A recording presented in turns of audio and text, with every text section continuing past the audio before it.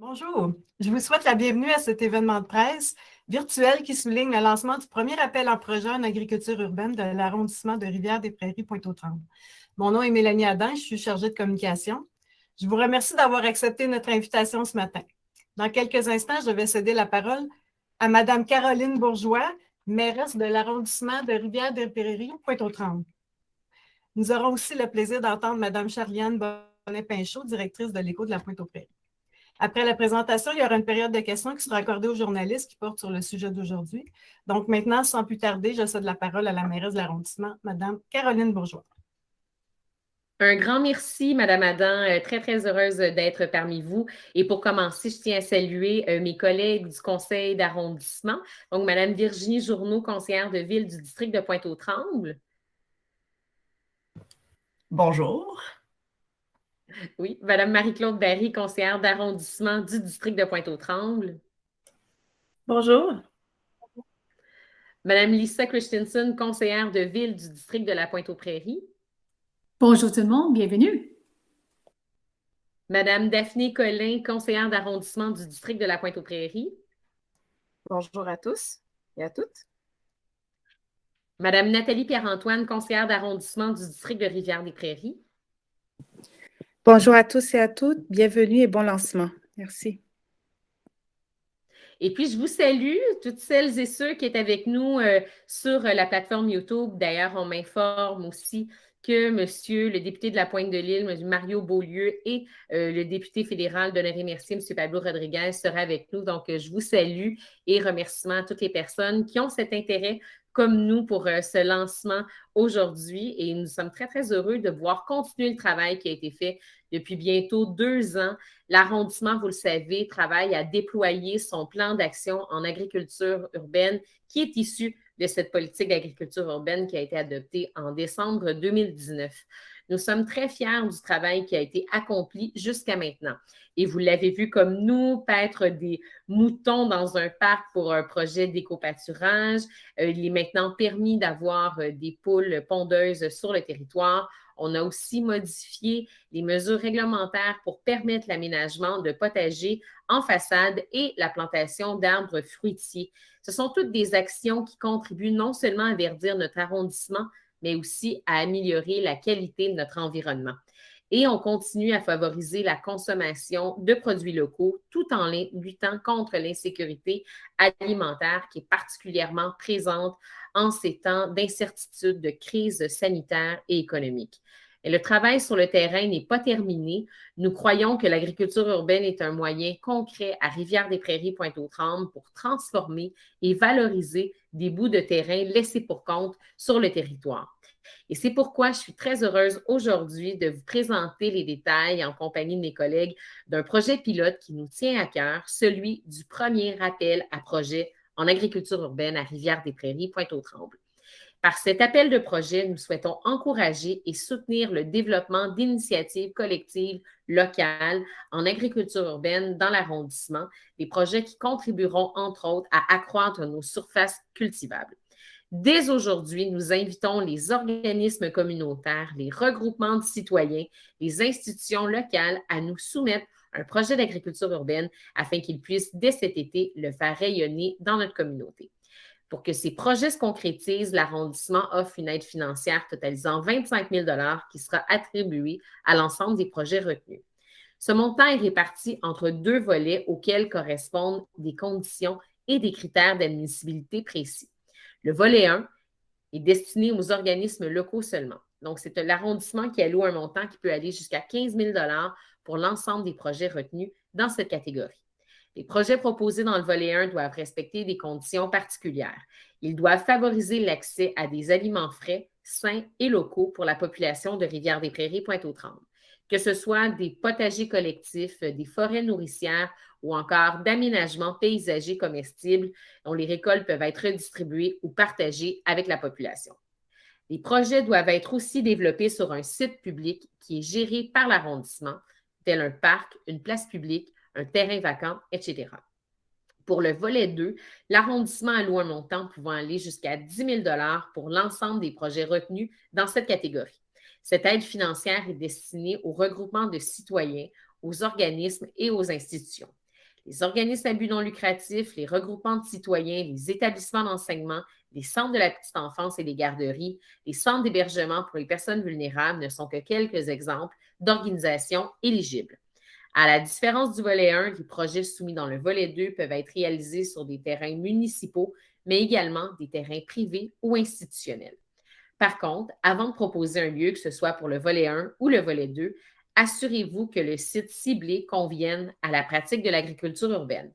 En effet, il faut comprendre que ce ne sont pas toutes les parcelles de terrain sur le territoire qui sont favorables à une activité d'agriculture urbaine.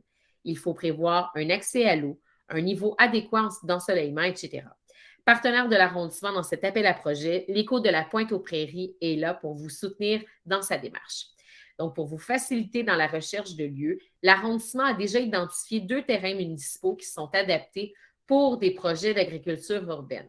On parle ici des terrains situés derrière l'Aréna Rodrigue-Gilbert ainsi que des parcelles de terrain du parc Francesco Iacurto. L'arrondissement met ses sites à la disposition des citoyens, des organismes et des institutions qui souhaitent déposer un projet. Mais vous rappelez que ce ne sont que des suggestions. Vous pouvez tout à fait soumettre des projets sur d'autres terrains, mais déjà, ces 2 terrains, on sait qu'ils présentent les conditions favorables pour la pratique d'agriculture urbaine, mais vraiment, on laisse votre imagination, votre créativité, surtout les besoins en fonction de votre organisation, vraiment de pouvoir se déployer. Les groupes qui sont intéressés sont aussi encouragés à chercher des ressources financières supplémentaires en parallèle pour réaliser leur projet. Ils pourront l'indiquer lors du dépôt de la demande de financement. Il vous reste encore quelques temps pour y réfléchir. Aujourd'hui, nous lançons cet appel de proposition, mais vous avez le dépôt des limites des candidatures qui est le 27 février à minuit. Tous les détails se retrouvent sur le site montréal.ca.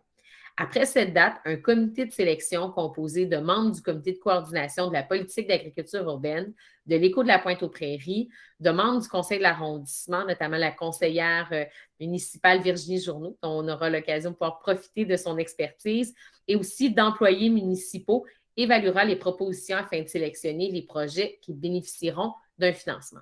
Je profite aussi de l'occasion pour souligner la présence de la directrice de l'arrondissement, Mme Dany Barbeau, et ses équipes qui veilleront aussi au suivi de cet appel de proposition.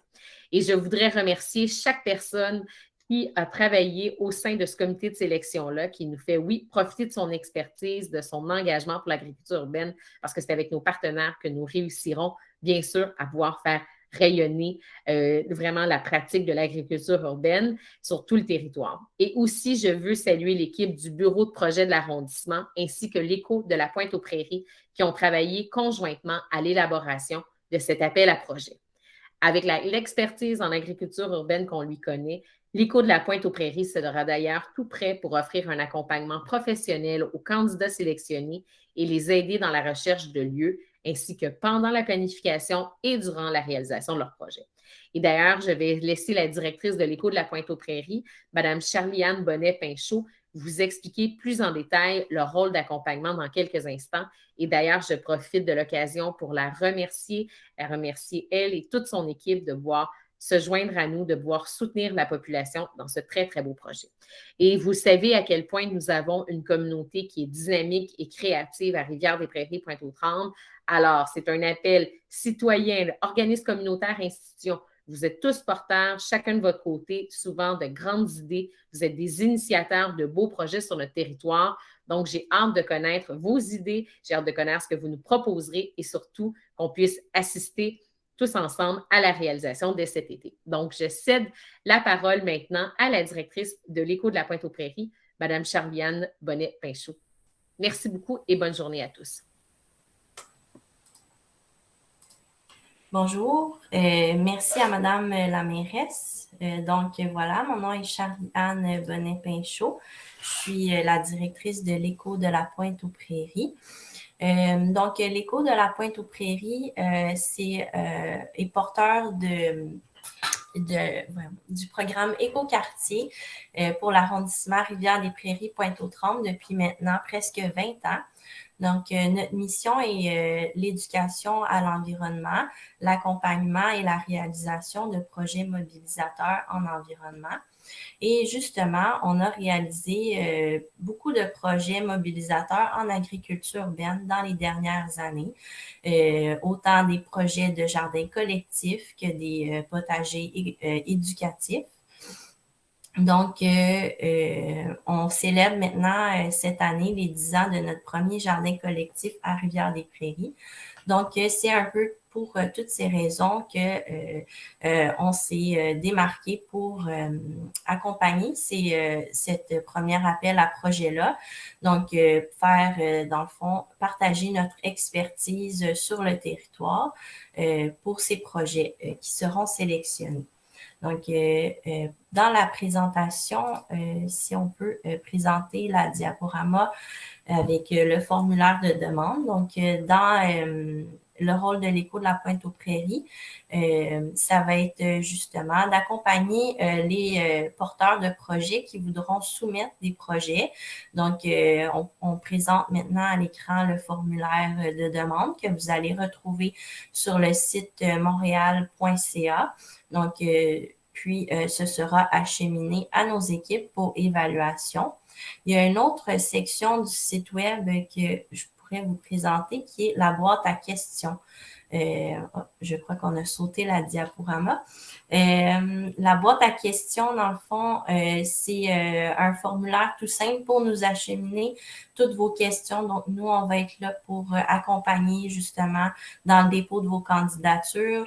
On parlait tout à l'heure de valider des sites. Donc, si vous avez un site à proposer, ça va nous faire plaisir d'évaluer qui répond à toutes les conditions gagnantes pour accueillir un projet d'agriculture urbaine. Et toute autre question là, qui pourrait vous venir dans le dépôt de la demande. Ça va nous faire plaisir d'ouvrir la discussion avec vous, d'évaluer un peu votre projet. Est-ce qu'il se porte bien à ça? Puis tout ce qui serait nécessaire dans le dépôt. Donc, voilà un peu notre rôle. Et ensuite, comme Madame la mairesse le dit, on va accompagner les projets dans la réalisation. Donc, on va partager notre expertise en agriculture urbaine. Ma collègue Isabelle, qui est coordonnatrice, va accompagner ces projets-là. Donc, autant dans le choix du site, du lieu, comme on disait tout à l'heure, mais dans le choix des espèces, des conseils horticoles en général, la gestion du budget. Donc, on sait que ça peut demander un peu, c'est des questions techniques que nécessairement les citoyens ou les organismes n'ont pas, les connaissances. Donc, ça nous fait plaisir de partager nos connaissances avec les projets qui vont être sélectionnés. Justement, avant de vous quitter, j'aimerais vous présenter quelques petits projets inspirants qui ont eu lieu soit dans l'arrondissement ou au Québec. Donc, ça va être encore une fois disponible sur la plateforme montréal.ca. Mais bref, c'est pour vous donner des idées. Il y a toutes sortes de projets en agriculture urbaine qui peuvent voir le jour. Ça peut être de petite échelle comme de grande échelle.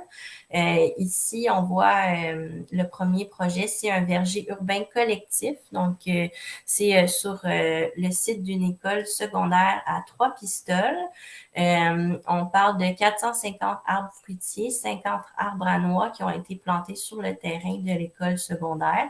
Là, on voit sur la photo que c'est avant la réalisation du projet. Là, les arbres ne sont pas encore là, mais on peut penser effectivement qu'il y a des grands propriétaires de terrain comme les écoles secondaires qui peuvent mettre à profit leur propre terrain pour contribuer à l'agriculture urbaine sur le territoire. Le prochain projet inspirant, c'est une champignonnière urbaine. Donc, encore une fois, il faut penser un peu en dehors de la boîte, mais les champignonnières urbaines, ça peut prendre place à l'intérieur, dans des espaces qui peuvent parfois être sous-utilisés dans, encore une fois, une école, un établissement, un rangement qui sert à rien. Donc, il y a façon de faire contribuer à l'agriculture urbaine. L'autre projet, c'est les couloirs comestibles qui peuvent contribuer à la diminution des îlots de chaleur. Donc, ça peut être planté pour réduire, faire de l'ombre et en même temps, ça devient comestible à la fois. Donc, là, on parle de vignes ici. Et puis, un peu dans le même principe, on a aussi sur l'autre page une forêt nourricière. Donc, ça peut être un espace boisé sur un terrain, puis ça va être d'ajouter finalement des arbres, des buissons fruitiers, donc des petits arbustes qui peuvent encore une fois contribuer à l'agriculture urbaine. Donc, c'est des projets finalement qui contribuent à l'agriculture urbaine sans avoir nécessairement les projets plus classiques là, qu'on pourra présenter à la fin, mais celui qu'on pense souvent, c'est le potager éducatif ou le potager collectif. Donc, il y a plein de sortes de projets qui sont disponibles finalement, à toutes sortes d'échelles. Il faut juste s'inspirer un peu de ce qui se fait ailleurs. Donc, le rôle de l'Éco de la Pointe-aux-Prairies, justement, dans le dépôt de vos demandes, ça va être d'évaluer un peu la faisabilité de votre projet, le site, est-ce qu'il se prête bien, et puis ensuite, dans la réalisation. Donc, voilà pour l'Éco de la Pointe-aux-Prairies.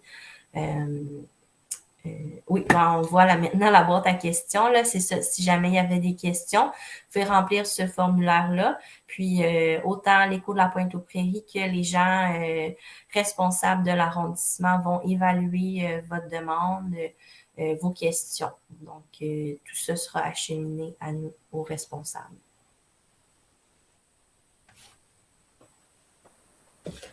Donc, ceci met fin à la présentation. Donc, merci Mme Bourgeois et Mme Bonnet-Pinchot. Je voudrais seulement rappeler que cette vidéo va être disponible en rediffusion sur la chaîne YouTube de l'arrondissement. Donc, merci encore et bonne fin de journée.